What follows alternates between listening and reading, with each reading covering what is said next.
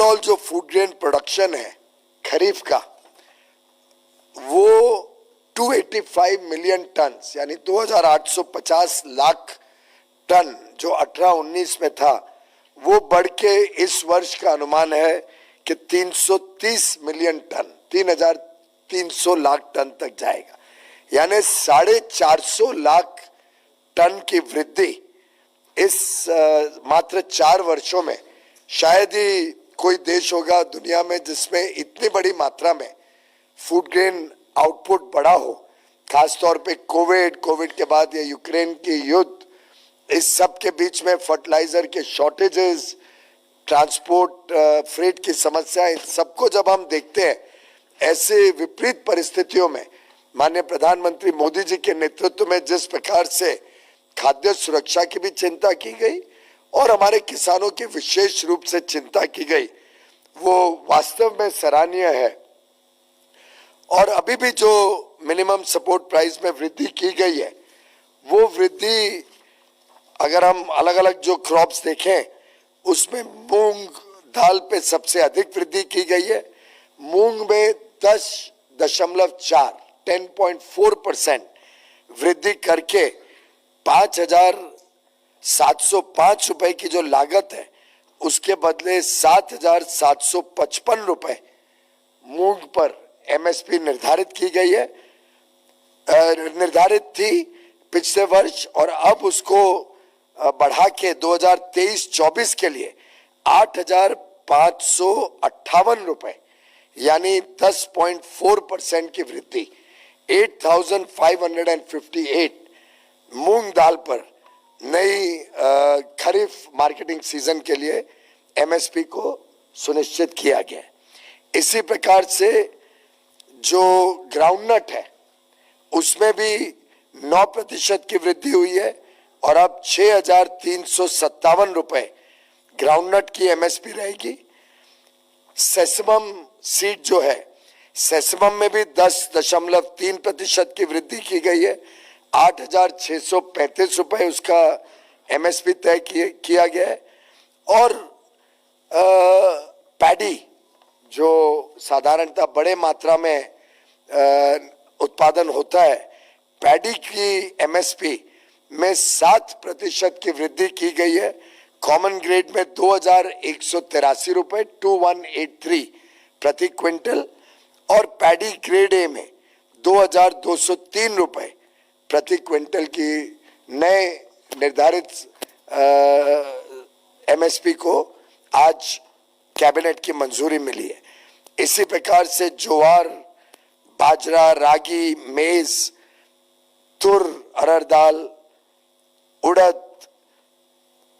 Sunflower seed, soybean, निगर seed, इन सभी में लगभग 6 से 7% की वृद्धि इस खरीफ मार्केटिंग सीजन के लिए की गई है। डिटेल्स आपको उपलब्ध करा दिए जाएंगे।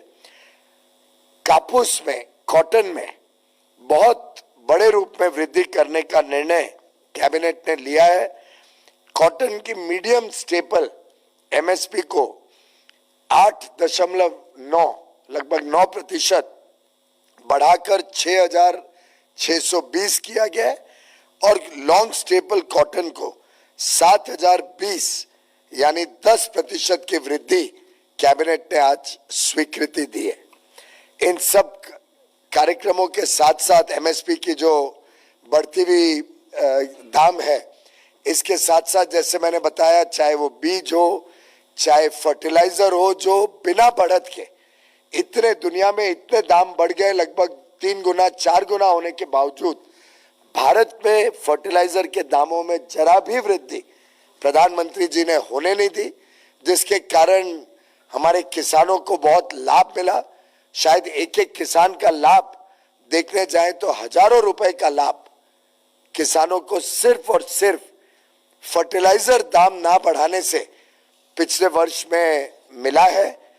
और ये बात में कोई दो राय नहीं है कि प्रधानमंत्री जी की बहुत ही सफल कूटनीति के कारण जिस प्रकार से उन्होंने आज की दुनिया की बहुत ही गंभीर दिक्कत वाली परिस्थितियों के बीच में भारत को पर्याप्त मात्रा में फर्टिलाइजर उपलब्ध हो, इसको जो सुनिश्चित किया वो वास्तव में पूरी दुनिया ने नोट किया है। कई बार हम जैसे WTO वगैरह की मीटिंग्स में जाते हैं या खाद्य सुरक्षा की मीटिंग्स के ऊपर जब चर्चा होती है तो पूरा विश्व आश्चर्यचकित रहता है कि भारत में ना तो खाद की कोई तकलीफ हुई, फर्टिलाइजर की तकलीफ हुई, ना उसके दाम बढ़ने दिए जिससे किसानों को तकलीफ हो, और इसके फलस्वरूप हमारे अन्नदाताओं ने देश में फूड ग्रेन की उपलब्धता सुनिश्चित ही नहीं कही लेकिन वृद्धि भी कही है। दो इंटरेस्टिंग पॉइंट्स हैं। पिछले 4 साल में दलहन में लगभग 25% की उत्पादन में वृद्धि हुई है और तिलहन में लगभग 30% की वृद्धि देश के किसानों ने की है। ये भी मैं समझता हूँ एक बहुत अच्छा लक्षण है जो दर्शाता है कि प्रधानमंत्री जी के अलग अलग जो योजनाएं हैं, चाहे वो PM किसान सम्मान निधि हो, चाहे वो कृषि क्रेडिट कार्ड, किसान क्रेडिट कार्ड के माध्यम से पर्याप्त मात्रा में ऋण उपलब्ध कराने की बात हो, फर्टिलाइजर की दामें ना बढ़ाने की बात हो, समय समय पे अच्छे दामों में बीज मिले किसानों को, जिस प्रकार से प्रधानमंत्री सिंचाई योजना के माध्यम से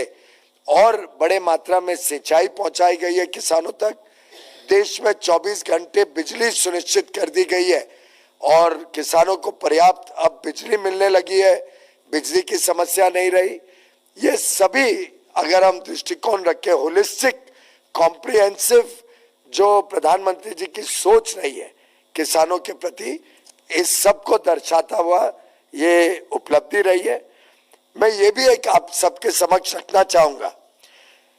कि पहले के दिनों में 2014 तक महंगाई की दर लगभग 10-12% सामान्य मानी जाती थी। प्रधानमंत्री नरेंद्र मोदी जी के आने के बाद जो औसतम महंगाई की दर है वो 9 वर्षों में आधी से कम हो गई है। कहाँ औसतम 9-10% यूपीए के समय महंगाई रहती थी, अब वो लगभग 4.5% हो गई। तो इससे भी जो बोझा किसानों पे, किसानों के जीवन पे पड़ता है, उसको भी हमने मद्देनजर रखना चाहिए कि एक तरफ MSP इतनी बढ़ रही है लेकिन महंगाई को हमने जो सक्षम कंट्रोल में रखा है उसके कारण किसानों की एक्चुअल आमदनी, किसानों की जेब में जो आमदनी जाती है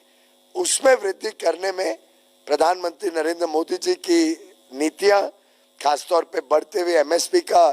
अधिक से अधिक लाभ किसानों को मिला है। कम महंगाई में भी MSP में इतनी बड़ी वृद्धि